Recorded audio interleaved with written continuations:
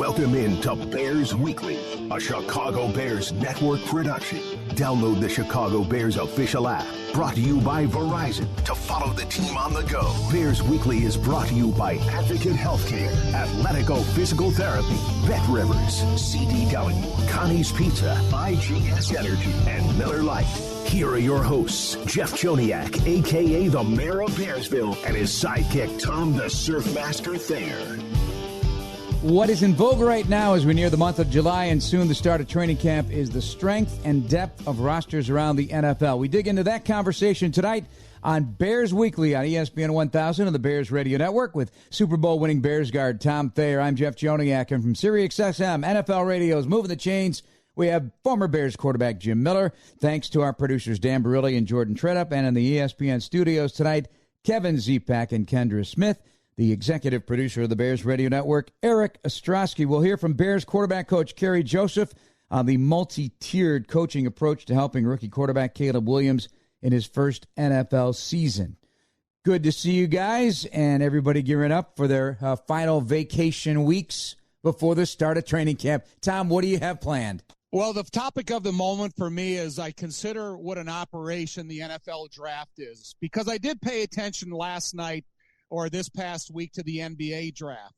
And when you look at the comparison of the magnitude of the draft, and I don't know, it's just because we're coming off the first and the 10th or first and the 9th pick in the NFL draft. But when you look at the production, what the NFL has become, oh my God, it is amazing. And so, you know, I guess that's going to carry right through to the season. You know, Jim, I mentioned vacation to Tom. And he doesn't believe in it. Number one, he does not believe in time away. It's either surfing or work, and it's not vacation. He's Bill Belichick. No days off. Yeah. No days off. And hey, that's worked for a long time for Bill, obviously, and for Tom. He does not take a day off from football. He's always texting something. We'll get to Tom's thoughts later on in the program. But, you know, this roster evaluation, this is the downtime before the start of training camp. So the final spasms of roster building is being analyzed. And ESPN.com had the 49ers ranked the number 1 roster, and Kansas City the number 2 roster, Baltimore the number 3, and the New York Jets, the number 4 roster in terms of talent. And we'll get to some details of that in a second. Detroit at number 5. Green Bay number 13. Minnesota number 23. The Bears at number 17. And so there's a lot of opinions about all that. I'll start with Jim because of the Jets angle. I know they have a really good cornerback trio, and they've got Aaron Rodgers, and they've got a really good defensive front. Some questions probably on the offensive line still, but did that surprise you from their evaluation? Yeah, because, well, I think we know that the Jets are going all in, but they're going all in with veterans. You know, you've got the veteran Aaron Rodgers coming off injury. Tyron Smith, when's the last time he's played an entire season? You know, they brought him over from Dallas. Morgan Moses, they signed him when he was coming back from a torn pec. He's got some injury history. And then, obviously, the receiver, Williams, coming over from the L.A. Chargers, who's coming off an ACL. You got a lot of veteran players that are well over 30 that are coming back from injury. So I don't think anybody denies that the experience is there, but how are they going to hold up the entirety of a season? Because all of them are coming off of injury, like I said. And Tyron Smith, I don't think has played a complete 17-game schedule or game time, log game time.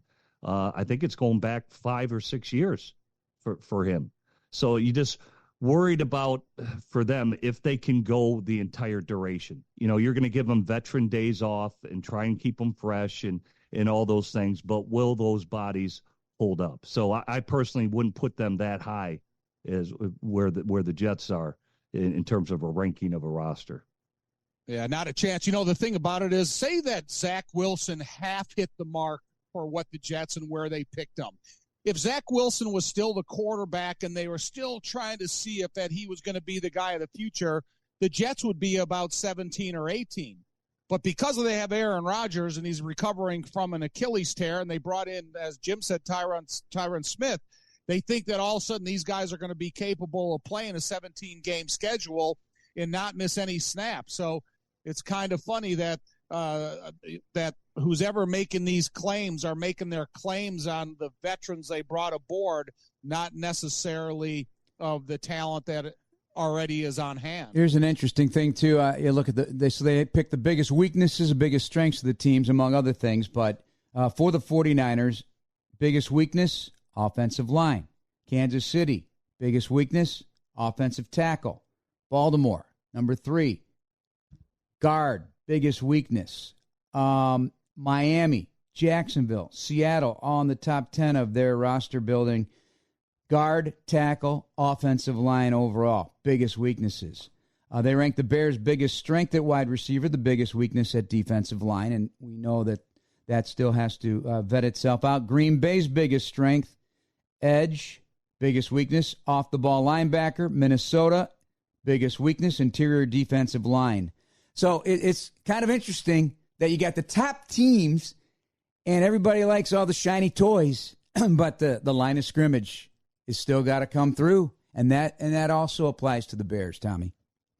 Hey, Jeff, if you want to, talk about what they evaluated as the Bears' biggest weakness, that's why I say Dominique Robinson is probably the most important, not newcomer, but what we've seen out of him, his commitment to the weight room, what he looks like now that he did 2 years ago.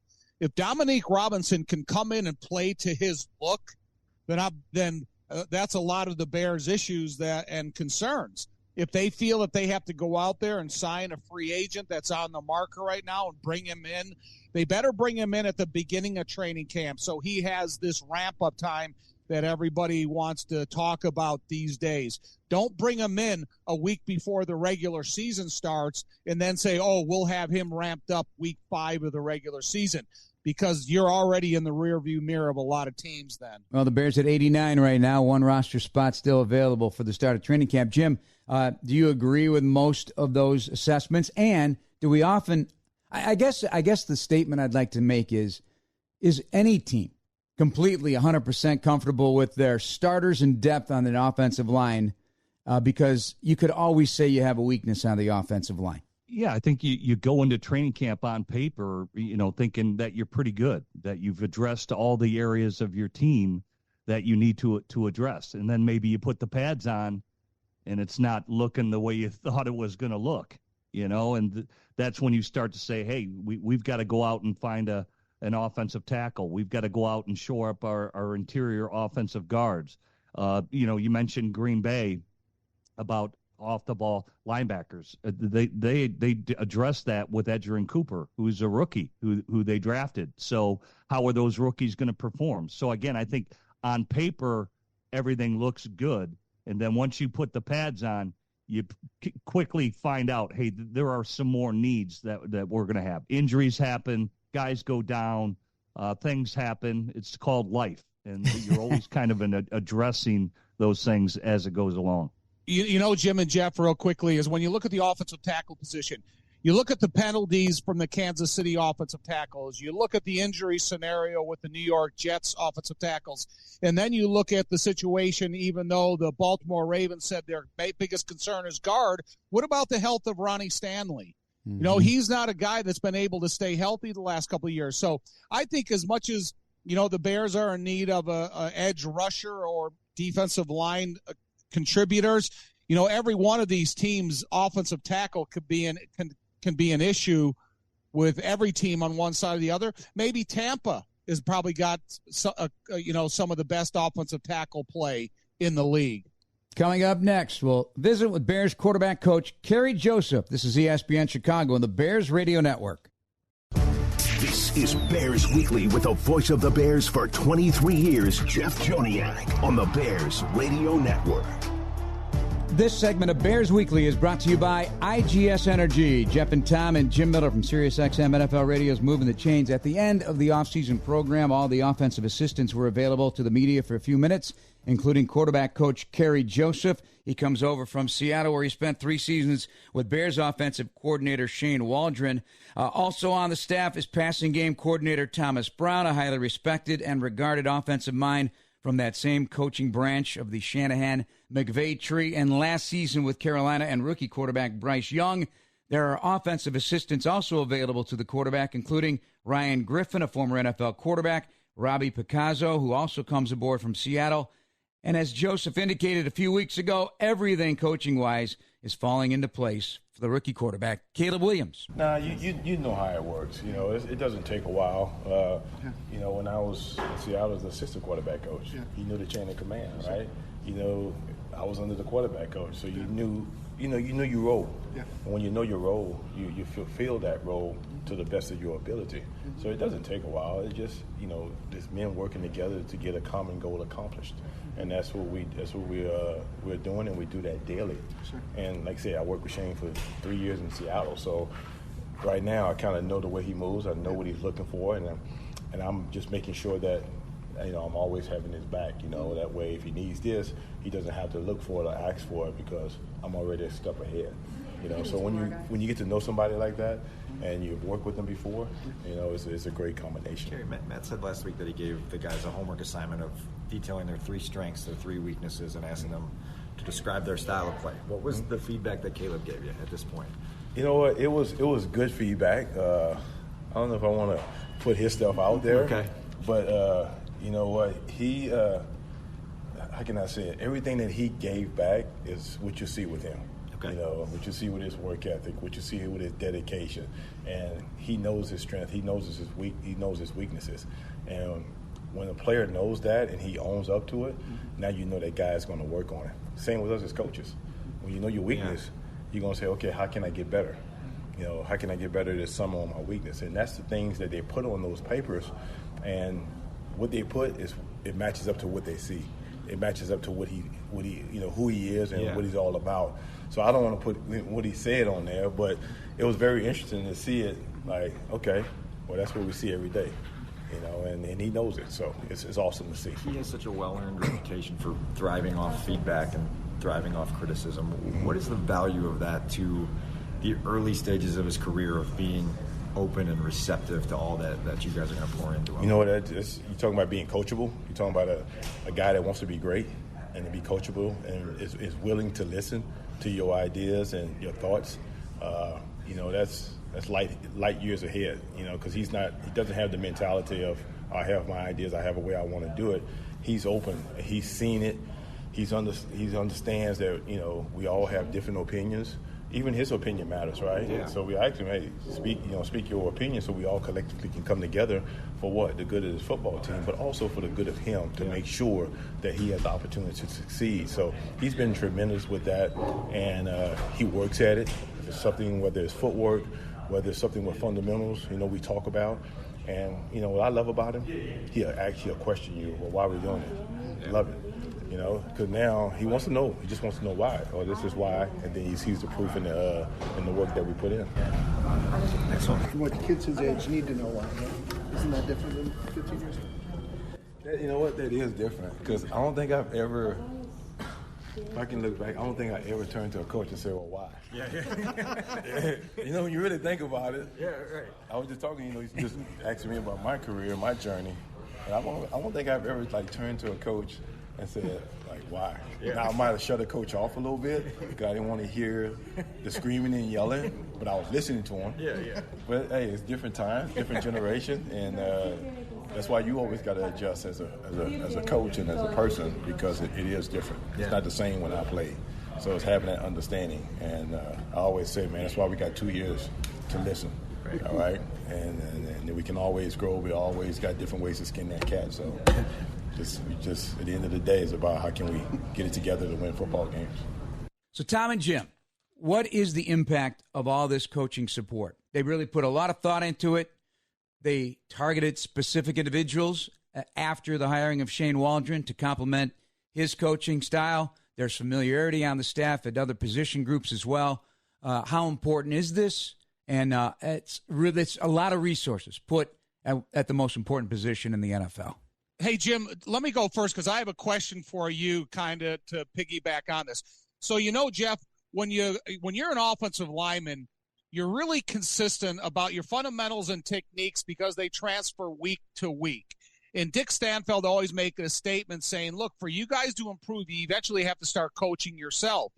And so my question for Jim, being a former quarterback, is that the details of the quarterback position is never totally done, because you're facing new type of personnel, different types of defenses, different types of analytic responses to the down and distances. So as offensive line, you can take a player and you can mature them and they can be coached.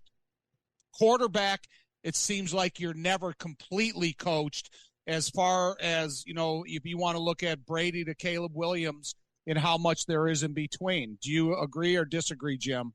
Yeah, it takes time, it takes experience, it takes growth. Think about when Tom Brady first arrived at New England and he learned their system and he stayed in that system for almost 20 years. By the time he was at the end of those 20 years, he's like an Encyclopedia Britannica. If you just pull out what you want. Oh, let's go to red zone package here. Remember when we did this against so-and-so? Yeah, let's bring that back. Or let's go to coming out period.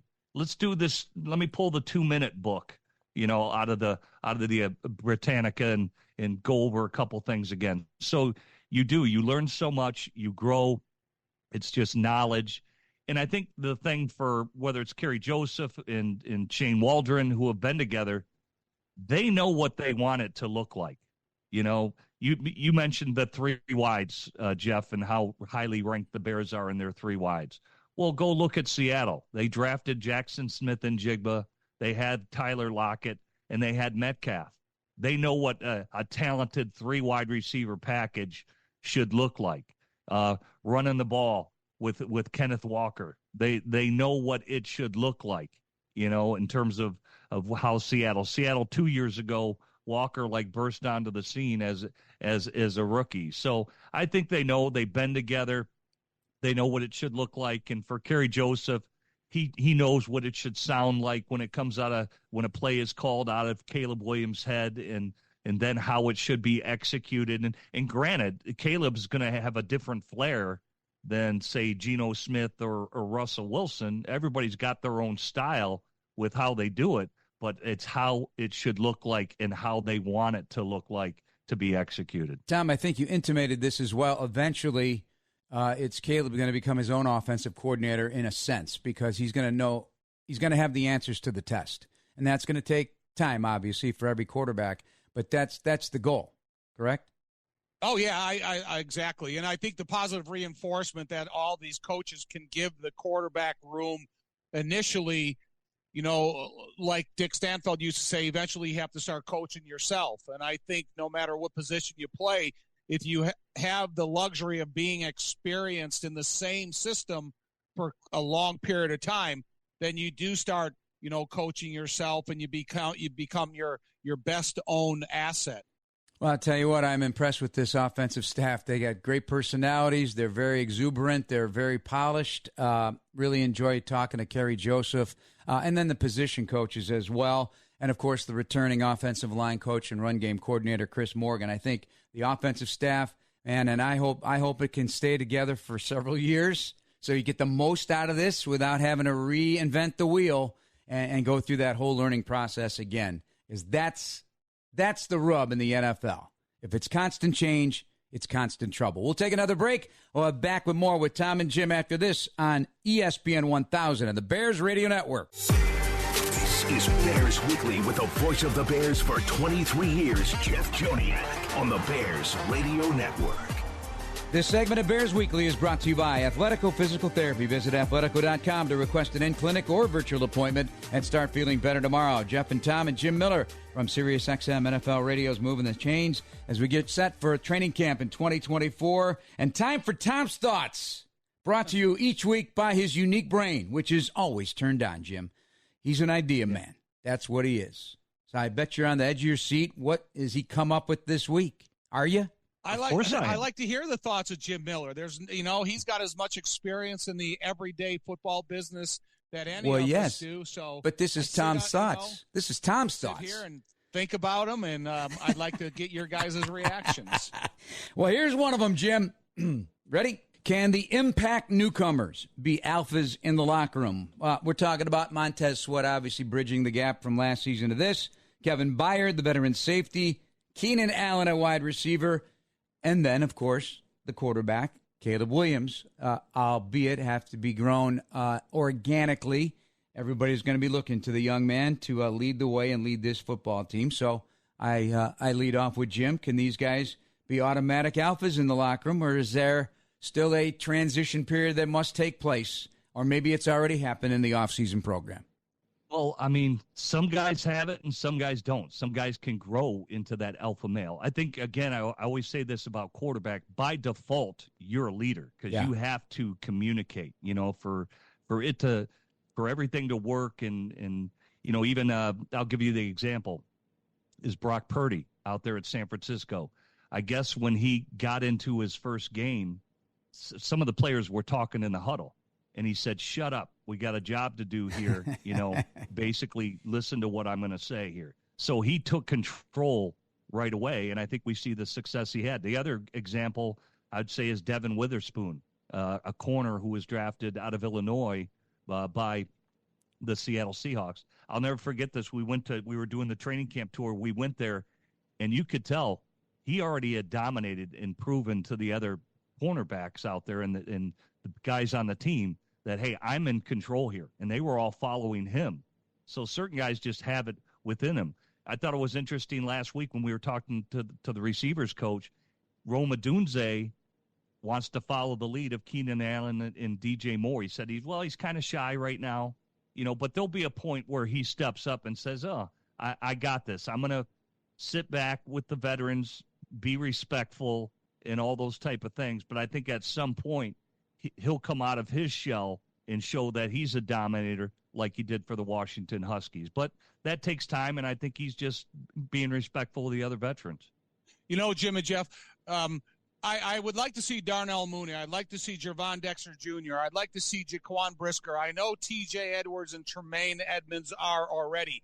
But the other guys that I was asking about, because they're so new onto the scene of the Chicago Bears, when you need those personalities inside the locker room that bring that message with them every single day, are we expecting too much of guys that have only been around for a few months, or can they carry the weight of their other experiences, the NFL, with them into their locker room and try to get that message into the locker room as quickly as possible? I think it's an automatic because of the way how they got here. I mean, they've done this a long time. Their professional attributes are going to be noticed by younger people, no question about it. And even guys that have been here a minute, like DJ Moore. We're talking about a 13-year veteran in Keenan Allen. There's something Mercedes Lewis, they talked about the big dog all the time, about just watching how he goes about his daily, and that's taking care of your body for one, and just what you say, when you say it, how you say it. I mean, those things,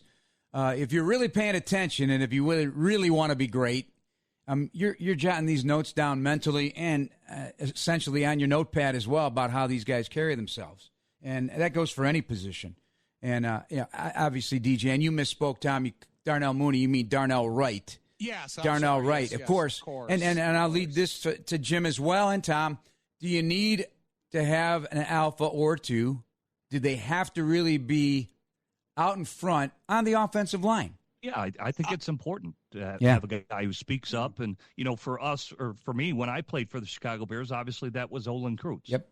Olin Kreutz was very vocal about what was needed, the toughness, the physicality. He led everybody and kind of, communicated to everybody that this is how it needs to be. So, and you saw it in his play, and you also saw it through his leadership and how he communicated to other teammates, that he led by example in both those, in all areas that were necessary. And it's a good example to follow. I think Tevin is on the cusp of that. If we could have Tevin Jenkins, the guy that goes out there and shows emotion beyond the whistle, who goes out there and shows a real physical style of play, if he can bring that from the practice field to the game field into the locker room, I do think that Tevin is on the cusp of being one of these alpha males that has a little bit of nastiness in his game that can spill over to some of the other guys on that team. Let me ask you this. Did you five all have that trait on your offensive line? Jimbo Covert, Mark Bortz, Jay Hilgenberg, Tom Thayer, Keith Van Horn? The most alpha male inside the locker room was Mike Ditka, and that spilled over to the offensive line as players, and it carried through because we had such respect for Dick Stanfield. And I was thinking about this, you guys, because, of all the success, the 10 Pro Bowls, the Hall of Fame career that Mike Singletary had, he wasn't necessarily as alpha as a guy like Otis Wilson was. Otis was a true badass in every sense. The way he practiced, the way he carried himself, his professionalism, his preparedness, and how physical he played on the field. You go ask Louis Lips when he came in motion and he was going to crack back on Otis, and Otis forearmed him and knocked him out and I don't know if he got suspended or fined for it, but he was the living example of alpha male in every terms of a football player that you needed to have when you're playing alongside a future Hall of Famer. So, that's what I'm saying. But in our sense of our team, Ditka was as alpha male as you could possibly have, even from the coaching booth. Jim, best alpha leader you ever been around? You were on several teams. Kevin Green. God rest his soul. I thought you'd say Tom Brady. Yeah, well, no, Brady was that way too, but Kevin Green was he was a tone setter. I mean, that guy, like Tom said, he'd make you shiver. I remember when so I got signed by Atlanta and we were playing Carolina, and I remember we were going through stretch and Tony Graziani was going to be the starter that game, and Kevin Green came to the 50 and he just kept on saying grazie, grazie, grazie, because Grazie was a young quarterback. He didn't even stretch, didn't even do anything, and he was in this guy's head the entire game, so, and it did not go well, and Carolina dominated the game, and it was just something to see. His presence on a field was just something to see. I'll tell you what, don't underrate or underestimate the 2001 Chicago Bears with Jim Miller as the quarterback and how he led that football team. I remember you going to the podium, owning it, and getting a little chapped at a few things when things weren't going well, and you expressed your opinion. I mean, that always impressed me. And Dick Duran said it all the time. If the man could have just stayed healthy, and that just rings in everybody's ears. You were a heck of a QB, Big Jim. I appreciate that. Thank you. It said it was fun to play for the Bears. What a just a complete joy. Yep, exactly. All right, we come back. We'll dig in a little deeper to Tom's thoughts here on ESPN 1000, the Bears Radio Network. This is Bears Weekly with the voice of the Bears for 23 years, Jeff Joniak, on the Bears Radio Network. This segment of Bears Weekly is brought to you by CDW. People to get it. Jeff and Tom and Jim Miller here on Bears Weekly as we break down the season as it approaches. There's always the talk about extensions. These are part of Tom's thoughts as well. We saw extensions, obviously, here in the past few years to guys like Cole Kmet, Jalen Johnson, and Montez Sweat when he got here. But now, who are the next guys? Who's next in the next round of potential extensions in the conversation?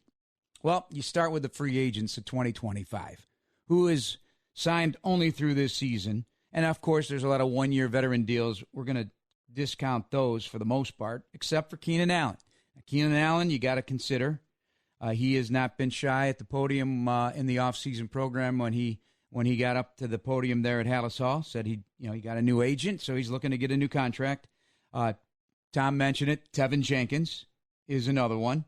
And then the guys that have been around, a guy like Larry Borum, who is a swing tackle, hopefully competing for that again this year. Kari Blasingame at fullback, Travis Homer, an impact special teamer, Khalil Herbert at running back, and Jack Sanborn in the final year of his rookie contract, a 2025 free agent as a valuable piece to that defense. Other than that, you'd have to go and do advanced work on the 2026 free agents. And obviously, DJ Moore is going to be in that conversation for an early extension. I would 100% imagine that.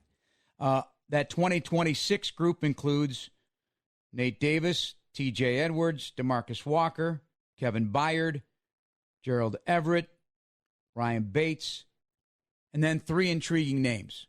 Kyler Gordon, your nickel, Jaquan Brisker, your starting safety, and Braxton Jones at left tackle. I put all those out there, Tommy. There you go. Wow. It's a lot to think about. It's a conversation that never dies down, because if you watch sports enough, you can hear the topic that is on TV and radio daily from other teams and the concerns they have. And then when you think about those young defensive backs of where they're going to be in a couple of years and where the Bears are going to be in the next couple of years, there's a lot of big-time decisions for Ryan Poles is going to have to make about where you're going to put this money. And you think about that extension that Justin Jefferson and these receivers are getting, and you think about Keenan Allen and where he's at in his career, you're going to have a lot of decisions that are going to have to be made. And then I know it's off in the distance, but you're always going to be thinking about that second contract for a guy like Caleb and Rome Odunze. So, you can never lose sight of those, but all these other contracts that you brought up is just definite reasons for a guy like Larry Borum, to go out and have the best, couple years that he can possibly have if the Bears are going to take him into serious consideration for a future career here, or is he opening opportunities for other teams? And that's the same thing with Jack Sanborn. You look at how well that he's played and how he's been thought of in the NFL. He's the type of guy like Nick Kwiatkowski that went and got a free agent opportunity from the Raiders because he had some success with the Bears. It's just something that we as Bears fans can never stop paying attention to. Jim, what do you think about all that? There's a lot of math there. And let me just say, it also signifies that the salary cap has been managed beautifully by Ryan Poles. They have not had to pay the big money at the quarterback position just yet. But right now, for example, according to Spot Track, that tracks this stuff, cap space right now, $21.6 million, which is 14th in the league. New England, Detroit, Washington, Vegas, Arizona, San Francisco, Minnesota, Green Bay in the top 8 salary cap space. So in your division, all 4 teams, pretty good spot right now to still do some things with extensions and whatnot. Yeah, I think there's layers to it. I think Howie Roseman does a great job for the Philadelphia Eagles and how he signs guys. And they typically, Philadelphia has always gone to the younger players early who they believe that are going to be stars, and they throw out an early contract. So whether that's, say, Kyler Gordon or Jaquan Brisker, maybe those are guys that you would approach as this season goes along if they're really starting to show their star power. I mean, because I think those are 2 young, talented players that you may want to approach early, because if they reach what you think, the peak that you think they're going to reach, they're going to cost a lot more later. So they'd be nice to lock up now. Probably the receivers, Caleb's obviously on his rookie deal here. So you're going to want to see a little bit maturity through him, so I would think, Keenan Allen maybe is a guy that you'd want to target. And you mentioned DJ Moore's next year or the following year. So at least you'd have Caleb a couple years where he's with the veteran guys. And then you could probably let them go because you feel Rome Odunze is where he's at in the growth and where he should be at that time. So there's layers to it. There's layers, and Ryan Poles is a smart guy. He'll figure it out. Kansas City's always done a good job. He's been taught well, and we'll see where it goes. But I think so far, so good. The last 2 years, how he's reshaped the roster has been pretty impressive. Guys, I think Tevin Jenkins probably has the most on the line. Yep. Because if he can come out there and play at an all-pro level as an offensive guard, and you see what the guards have been getting paid as of late, it's a lot of money. When he was drafted as a possible considering being a starting left tackle in this league. So there's a difference of opinion. So the best thing that Tevin Jenkins can do is go out there and have a healthy 17-game season and maybe get some Pro Bowl considerations to elevate his reputation in the league. And the biggest cap numbers on the Bears: Montez Sweat, number one, at $25 million plus. Keenan Allen, $23 million plus. Tremaine Edmonds, $22.4. DJ Moore, $16. Jalen Johnson, $13. Cole Kmet, $11.6. And Nate Davis, $11.3. Those are the biggest cap numbers on the Bears. All right, another topic from Tom. Cole Kmet, he's had 28, 60, 50, and 73 catches in his first 4 seasons. But now you got 3 receivers of note. You got Gerald Everett off the best 2-year stretch of production in his career coming to the Bears. So, Tommy, which direction do we expect his catches to go? Well, so in the last year of Caleb's career at USC, the tight end had 26 catches. So it's not an ignored position even on the college level. But my concern is if you have 3 receivers downfield and you have a really good running back out of the backfield, whether whomever it is, the Bears have a lot of good running backs that can catch. Where is that level of catch going to go to by Caleb? Is it going to go to the running back that's maybe flaring out to the side, downfield to a wide receiver, or is the tight end still going to be that 70 catch option? Jim, Shane Waldron likes using tight ends. He did in Seattle. Yeah, I mentioned it 2 years ago when Geno Smith really took off. Of their 4 tight ends, they had over 1,000 yards in that room total, and he used them all. Cole is obviously a number one, and obviously Gerald, who they picked up, is a nice option for 12 personnel as well. But, yeah, I think, to predict that room to go over, 800 to 1,000 yards is not out of the question. I think Shane will not ignore that position. All right, here's a nugget for you. So Darnell Mooney had the most yards after the catch, a wide receiver in 2022 for the Bears. It was just 173 yards, believe it or not. That was what it was. DJ Moore comes aboard. It escalated to 558 by DJ. He led the team. Mooney was second with 190, and then Tyler Scott at 65, which now you get the newcomers. Now the newcomers, Keenan Allen had 416 for the Chargers. Rome Odunze, in college at Washington last year when he was number one in the FBS, had 514. So then Gerald Everett had 280. Cole Kmet had 299. Roshan Johnson had 254. Khalil Herbert, 113. DeAndre Swift, 265. Is this going to be a team that if the quarterback just finds completions, this group of guys is going to blow the doors off of Yak? Jim? I think it sounds great. If he, it's an anomaly what C.J. Stroud did last year, and to expect Caleb to perform at that level because he's his own guy, but he certainly has the talented players around him to do that and have a special season because he's insulated so well at all positions that are around him. And he's just got to do his job, not force things. Just let the guys around him support him to get the ball to where it needs to be. And, if he does that, it could be a pretty special year offensively. Tom, you always talk about finding first downs. He can find first downs with these guys. Yeah, how quickly the ball gets out of Caleb's hands, understanding the vulnerabilities of the protection and how you have to complement that. And then, if you go back, look at the analytics of passes completed from 0 to 10 yards. If they're, whether it's the running back or the tight end, if they can get the ball in their hands with some open space in front of them, the yards after catch will increase.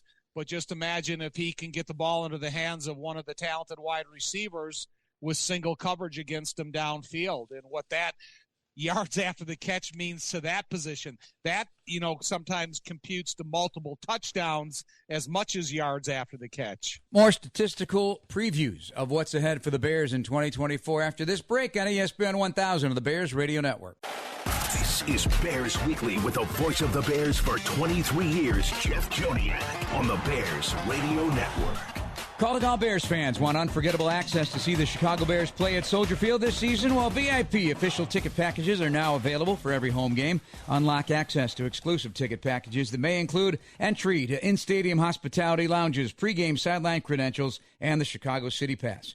Visit ChicagoBearsVIP.com or call 866-202-5755 for more information.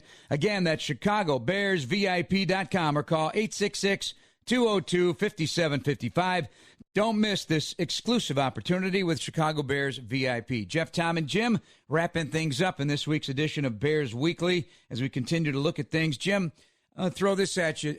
We know the running ability of Justin Fields was off the charts, dynamic indeed, led the NFL on third down rushing the last two seasons, 519 yards in 2022, 293 in 23. And QBs, as it always is the case, were the top 7 third down rushers in the league in 23. Kyron Williams, the running back of the Rams, number 8.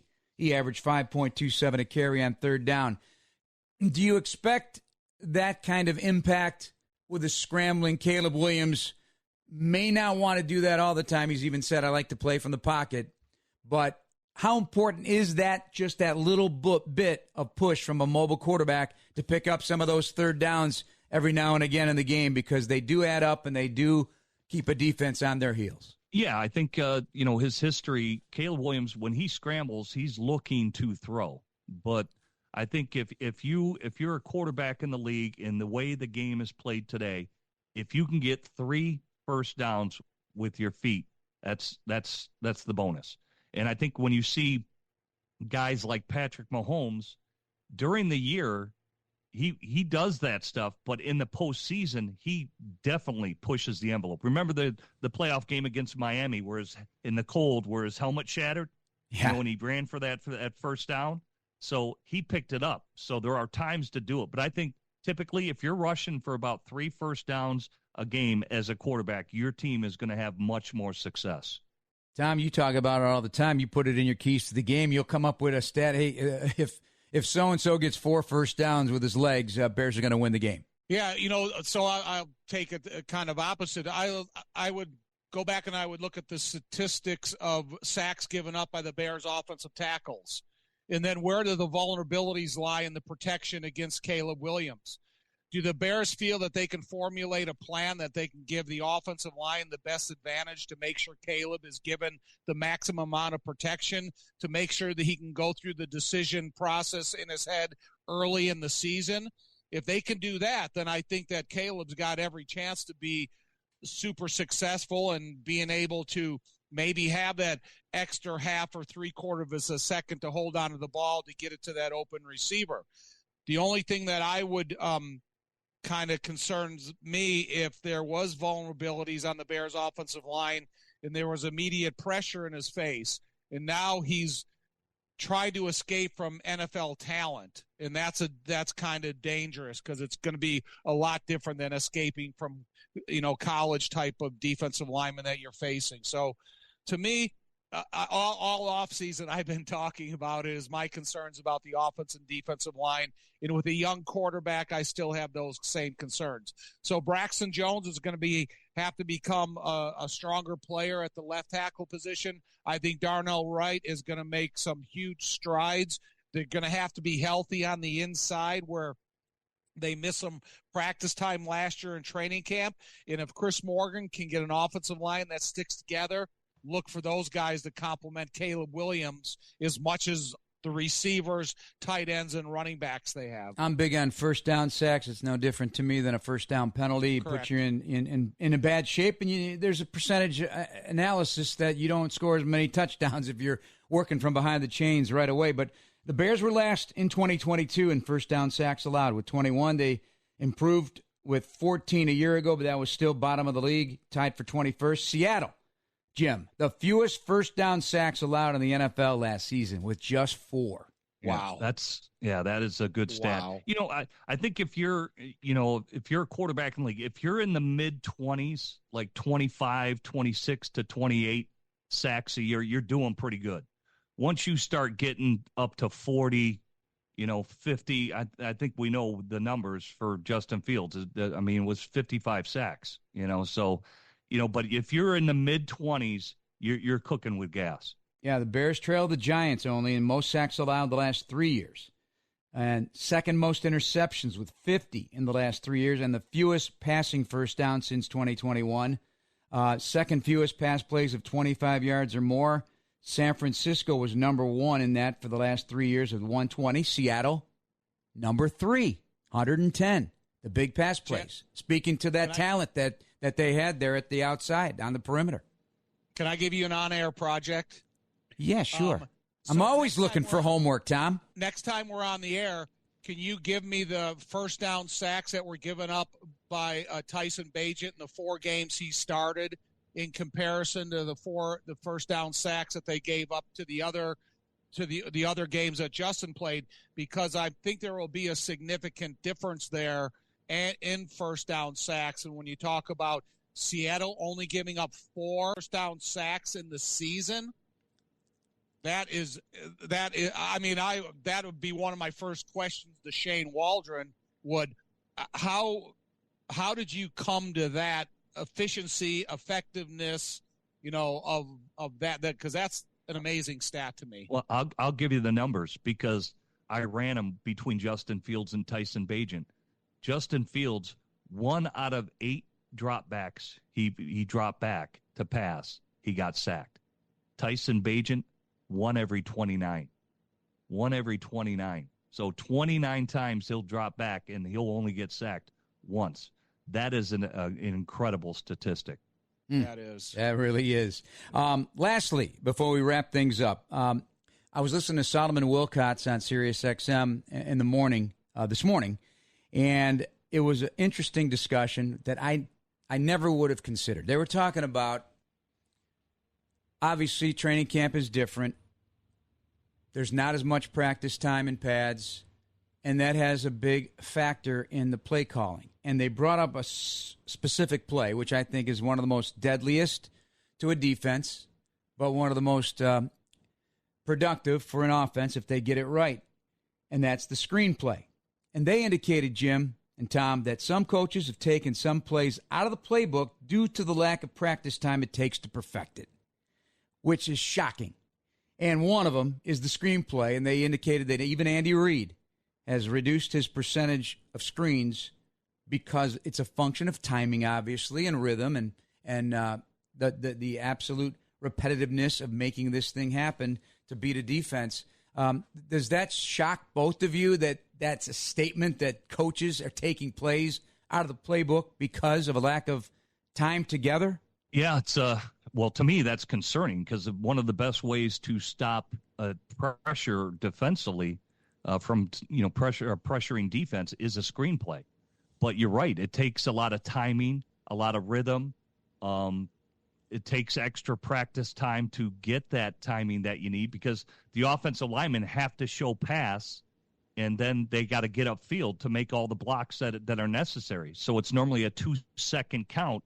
And to get all 5 guys to marry up to do that, and then for the running back, who's now once he catches the ball, he makes a go call, to let everybody know, hey, I've got the ball, we're going here.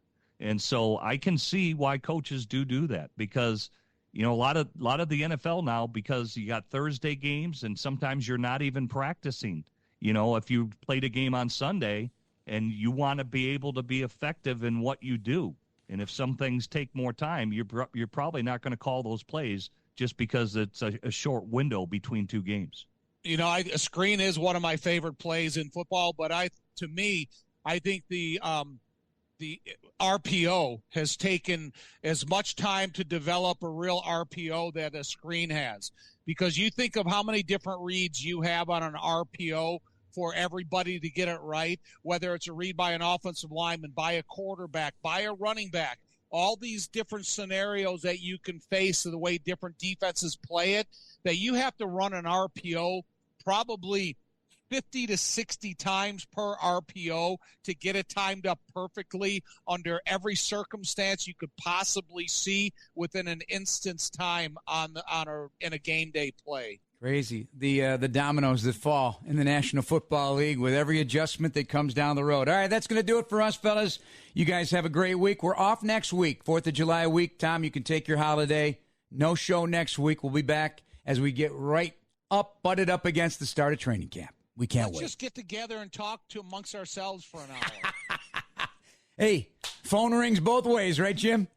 That's right, buddy. So we'll keep in touch. Have a good 4th of July. Same to you guys. The executive producer of the Bears Radio Network is Eric Ostrowski. Thanks to Dan Bruley, Jordan Tredup, Kevin Zepak, and Kendra Smith. For Tom Thayer and Jim Miller, I'm Jeff Joniak. Thanks for listening. This has been Bears Weekly on the new radio home of the Chicago Bears, ESPN Chicago. Have a good night, everybody. Black and Abdallah are next. Thank you for listening to the Chicago Bears Network presentation of Bears Weekly, hosted by the mayor of Bearsville, Jeff Joniak, and Surfmaster Tom Thayer. Podcasts are available on the Chicago Bears official app. Bears Weekly has been brought to you by Apple Podcasts, Bet Rivers, IGS Energy, and Miller Lite.